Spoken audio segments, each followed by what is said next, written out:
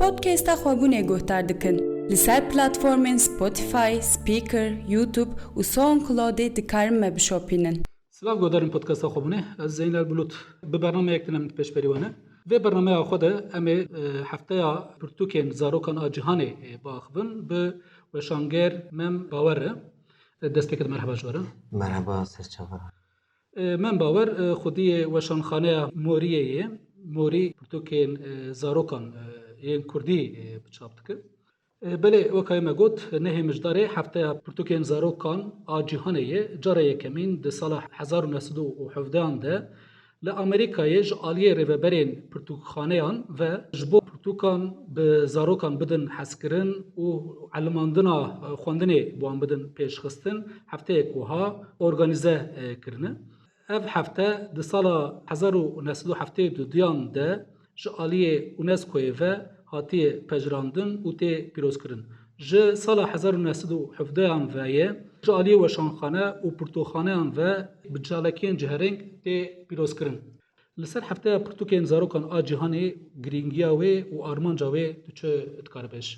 Yani ez dikarim vêya bêjim di edebiyatê de pirtûkên zarokan an jî edebiyata zarokan hergav piştguh kirine em bêjin. Bahawayekî hergav talûqdan e gotine li kabira ev kar bimîne mezin li gorî xwe em bêjin helbesta nivîsîne pirtûkên çîrokan an jî roman derketiye lê bi taybetî destpêkê de edebiyata cîhanê li ser helbestê çûye. Em bêjin zarok kengî ketine bîra wan.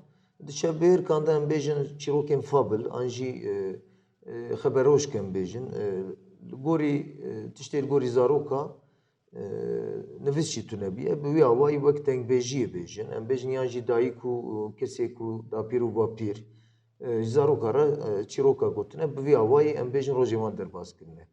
Yani giringiya wê bi vî awayê dikarim bêjim. Gavek em cîhanê mêze dikin û dibêjin 1917 de dest pê kiriye. Em gava ku li dîroka cîhanê mêze dikin em mêze dikin rastî ew jî dereng e. Hefteyê du doyan de tu dibêjî jêla UNESCO'yê ve em bêjin wek li hemî cîhanê hatiye pîrozkirin û gotine ser pirtûkê zarokan em bêjin ev roj bira wek tiştek rojek taybet be. Yani bi rastî jî ew ket Kurda da pîrozkirinê rojan ew xwestiyê xwe negirtiye li gorî min yani. Bi çawayê negirtiye em bêjin vê dawiyê yani vî 20 salên dawiyê em bêjin hêdî hêdî em rojên xwe taybet pîroz dikin û ji bo zaroka jeviya hûn dibêjin di cîhanê de em bêjin tê pîrozkirin lê em Kurd niza yani ka em ê çi çalakî bikin em bêjin yan jî argûmanê me çinin yan jî plansaziya me çi ye bi rastî jî me hîn jî em nikarim bêjim ku tiştek ber bi çav em dikin. Wekayê weşanxaneya Morî ji kengî ve hûn vê xebatê dikin, xebata çapkirina pirtûkên zarokan dikin û armanca we ji vê çi bû em dikarin ji we godar bikin? Yani ez vêya dikarim bêjim 2016 de ez û hevalek xwe Rıdvan Polat me bi hev re weşanxaneya Morî zarok ava kir û ji wê çaxê de ye jî bi rastî karûbarên me berdewam in. Her gava ku em pirtûkek çap dikin yan jî projeyek tê berdestê me tu mêze dikî projeyek din tîne û bawayekî em dixwazin ev kar geştir bibe û bawayekî zarokên Kurd em bêjin jê sûd werbigirin. Yani heta niha nêzîkî 43 pirtûk me çapkirine ji xeynê yê ku me çapkirine çapa wan xelas bûne ew ya ji pêncî zêdetir e jî bi rastî. Niha jî em li ser ewkê dixebitin ser projeyek nû vêya jî dikarim li vir bibêjim nêzîkî 300 hevqertên perwerdeyê.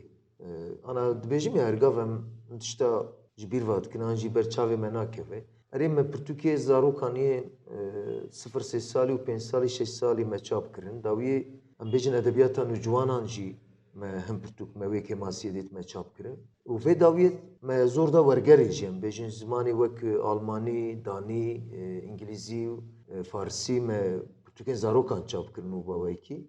Me xwest edebiyata ciwanan bi rêya wergerê jî hinek pêş bikeve.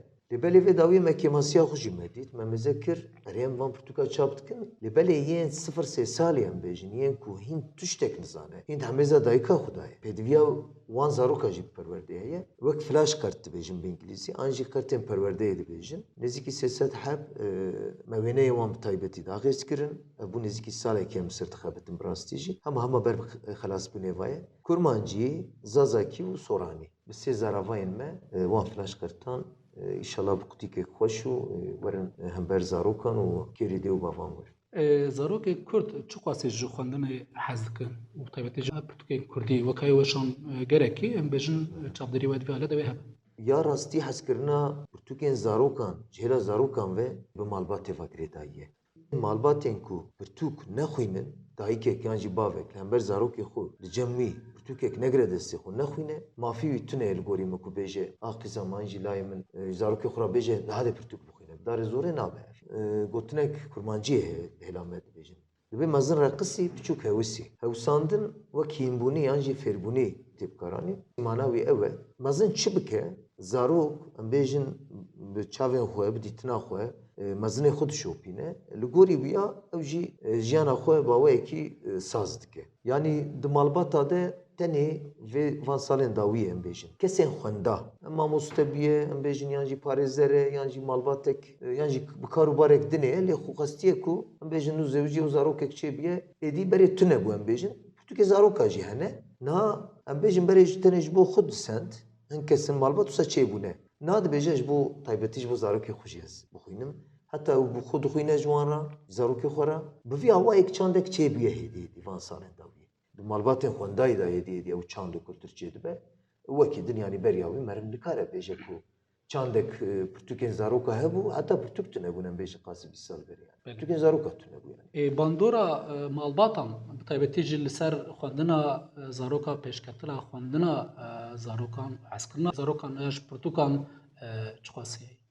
Ya vêya dikarim vêya bibêjim yanî ana pirtûk tenê ne pirtûkin yanî çavê pirtûkek meriv gerek lê mêze neke.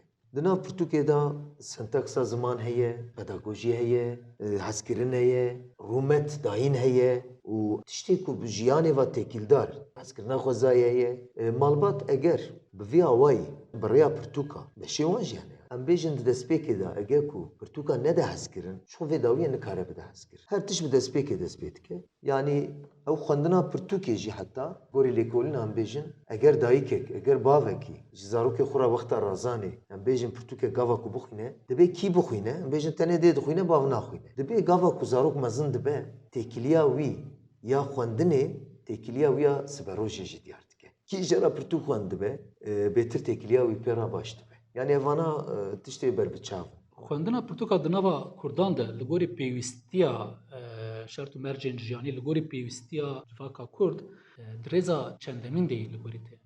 Di jiyana rojane de an jî duwarê aboriyê de gelek em bêjin di nav salan de wek welatekî wek bawekî tek çiye em dikarin bibêjin aborî yanî. Em vêya bi ber çavê xwe dibînin û pirtûk jî em bêjin mesela gava ku kaxiz tê kaxiz li vê derê kaxiz fabrîqeyek em bêjin kaxiz çê bike nîne yanî. Gava ku li ser perê Ewropayê em bêjin bi ser euro yan jî dolar eger ku kaxiz were vê derê heta tê vê derê em bêjin navend ku derê navend bajarê mezin matbayê mezin ya çapxanê mezin İstanbulê ne. Em jî li vê derê çap dikin. Em bêjin mesela tu pirtûkê dişînî serê sibêtî buhayek digirî dibe ew qasa buha mêzetkî piştî îmro tu dibêje heylan perê te bişînin dibe ew buha çû dibe êdî ew nîne. Ev ya tesîl çi dike tesîl buhaya pirtûkan jî dike. Yani şert û mercên aborî ê jiyanê ê bindestiyê ê her awayî Ewana ser tabii yani. ewana heta dor tê pirtûkan ew şertên jiyanê pêşiya pirtûkan em dikarin vêya bipêşin. Belê. Di vê hefteya pirtûkên zarokan a cîhanê de wekayê weşanxaneyeke Kurd di vî warî de dê çalêkiya ku heb yan? Ya rastî ez nefikrî bûm ama piştî ku vê fêvînê me kir Pêwîstiyek heye me. pêwîstiyek heye yanî li gorî min jî divê ku meriv ew bike yani em rojekî em dikarin organize bikin yani dê baştir jî bibe ji ber ku em gazinca dikin hergav beriya gazinca divê ku em çi dikin yani em gerek wê pirsê ji xwe jî bikin û hem jî em xwedî weşanxanekî ne em pirtûkê zaroka bi taybetî tenê çap dikin em ê jî em ê bifikirin li ser bevalê xwe re bişîvirin li ka mêzekin em dikarin çi çalekê bikin bawekî tiştekî dar bixin. Yani li Bakurê Kurdistanê weşanxaneyek ku pirtûkên zarokan çap dike hûn pêre digînin xwe bes dibînin ya na?